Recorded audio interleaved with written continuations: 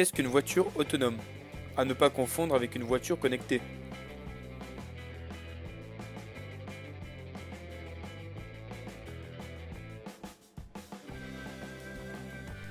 Une voiture autonome est un véhicule dont la conduite est en partie ou complètement automatisée.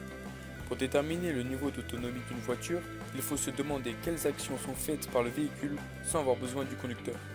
Pour cela, il existe 5 niveaux d'autonomie.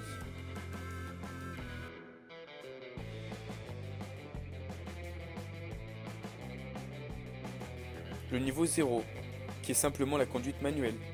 Le niveau 1, qui est la conduite assistée. Le niveau 2, qui est la conduite partiellement automatisée. Le niveau 3, qui est la conduite automatisée dans certaines situations. Le niveau 4, qui est la conduite hautement automatisée.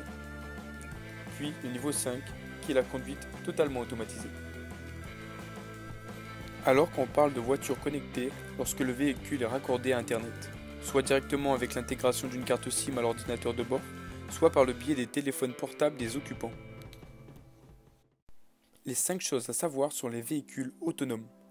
Dans un futur proche, nous aurons tous des voitures interconnectées, ce qui représente différents avantages et inconvénients. Premièrement, la fluidité du trafic. Les études ont déterminé qu'en moyenne 40 heures sont gagnées dans l'année grâce au déplacement plus efficace des voitures autonomes. Elles éviteront les pertes de temps dans un rond-point par exemple. En effet, au lieu d'attendre un bon moment pour s'insérer, les algorithmes prendront les décisions selon les possibilités et les configurations du trafic de manière plus efficace et sans risque. Deuxièmement, la sécurité. Il a été calculé que le nombre d'accidents serait réduit de 90% car les véhicules respecteront les vitesses, les priorités et les feux rouges. De plus, il n'y aura plus de décès par rapport au sommeil ou au taux d'alcoolémie par exemple. On peut également imaginer que dans un futur totalement connecté, il y aura beaucoup moins de criminalité car les véhicules s'arrêteront lorsque les policiers le demandent d'une simple pression sur un bouton. Troisièmement, la transition énergétique. Moins d'embouteillage signifie également qu'il y a moins de pollution. En effet, en optimisant la circulation, les pertes inutiles sont grandement réduites. Quatrièmement, l'effet rebond. L'une des craintes pour les chercheurs est que lorsque les véhicules autonomes serviront au déplacement courant, les utilisateurs favorisent les véhicules autonomes car ils resteront plus individuels que les transports en commun.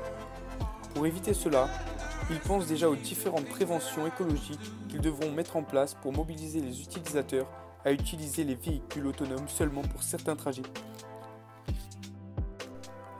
Cinquièmement, la fin du permis de conduire. Toujours dans un futur proche, le permis de conduire n'aura plus aucune utilité, car les véhicules autonomes prendront la place du conducteur.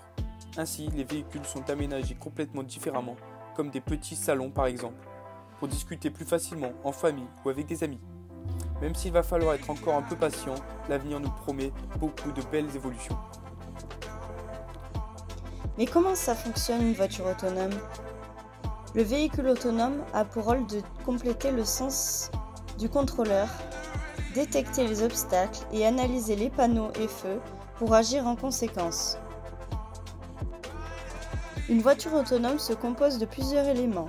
Pour fonctionner, un véhicule autonome se base sur 4 axes: la perception, l'analyse, la décision et l'action.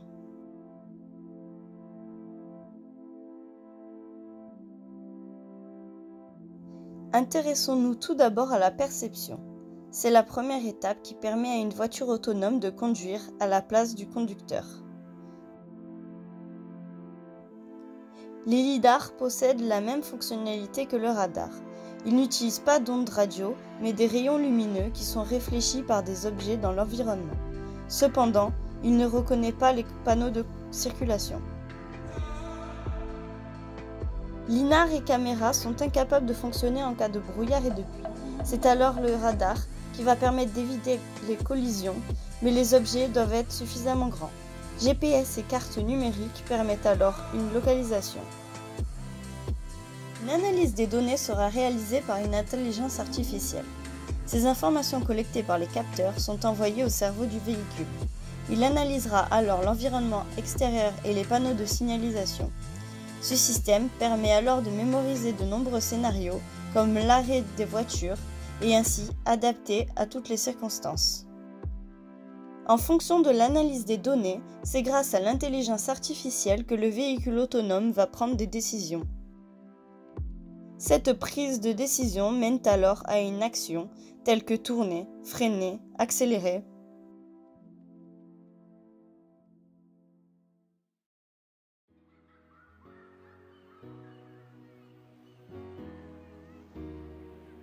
La 5G est définie comme étant la clé du développement des voitures autonomes. Par exemple, SK Telecom, le géant sud-coréen des télécoms, a travaillé en 2019 sur une carte numérique utilisant la 5G, qui permet d'améliorer les performances du GPS. Les voitures autonomes enregistrent entre 1,4 et 19 Tera de données. Pour pouvoir assurer une sécurité optimale, la voiture autonome utilise une technologie qui s'appelle V2X, Vehicle to Everything, qui est une sorte de sixième sens. C'est un réseau ultra rapide qui permet à la voiture de voir plus loin que son champ. Ainsi, grâce à lui, elle communique en permanence avec tous les autres objets connectés. Par exemple, si dans un carrefour il y a un accident, la voiture qui en est victime est capable d'alerter ses voisines pour qu'elles puissent freiner d'urgence. Pour que cette technologie soit assez viable, elle nécessite d'une latence réduite au minimum. Or la 5G promet de baisser considérablement celle-ci jusqu'à seulement 1 milliseconde. Elle favorise par conséquent l'implantation du V2X. La 5G pourrait donc permettre de démocratiser les voitures autonomes, ce qui représente une opportunité pour les opérateurs, car le réseau deviendra une partie majoritaire dans le service qu'ils proposent. Il y a donc à la fois des enjeux technologiques, mais aussi économiques qui lient la 5G aux voitures autonomes. Les véhicules autonomes possèdent de nombreux avantages, mais également des inconvénients.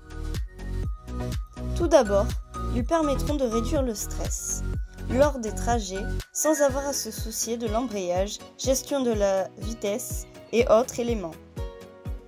Se garer ne posera plus de problème avec les véhicules autonomes qui permettront d'effectuer un garage assisté. Ces voitures autonomes permettront d'optimiser la conduite en proposant les itinéraires les plus courts et en limitant les dépenses de carburant. Ils permettraient également de favoriser l'autonomie et la mobilité des personnes en situation de handicap et éviteront le retour au service de tiers. Les véhicules autonomes pourront, tout comme un conducteur humain, faire des erreurs lors d'éléments perturbants, comme les fortes pluies, chutes de neige ou bien encore neige fondue sur le sol, mais également l'apparition soudaine d'animaux. À la suite d'un accident de voiture autonome, l'établissement des responsabilités reste plus complexe, puisqu'il implique beaucoup plus de parties prenantes. Le constructeur de la voiture ainsi que son conducteur ou bien l'éditeur du logiciel utilisé pourront alors être mis en cause. Le prix d'achat sera nettement plus important qu'un véhicule classique en raison des technologies avancées et ne sont pas encore accessibles à tous.